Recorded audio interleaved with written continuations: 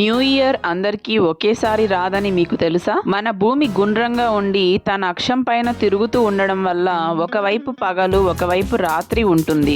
అందుకే ప్రపంచాన్ని 24 టైం జోన్లుగా విభజించారు. ఒక్కొక్క టైం జోను దాదాపు 1 గంట వరకు మాత్రమే ఉంటుంది. ఊహాత్మక ఇంటర్నేషనల్ డేట్ లైన్ వద్ద కొత్త రోజు మొదలవుతుంది. దీన్నే ప్రపంచంలోనే మొదటి న్యూ ఇయర్ గా చెప్తారు. అంటే ప్రపంచం మొత్తం న్యూ ఇయర్ జరుపుకోవడానికి 26 గంటలు పడుతుంది. అంటే న్యూ ఇయర్ ఒక టైం కాదు, భూమి తిరిగే విధానాన్ని చూపించే ఒక అనుబంధం. పూర్వము న్యూ ఇయర్ ని మార్చిలో జరుపుకునేవారు.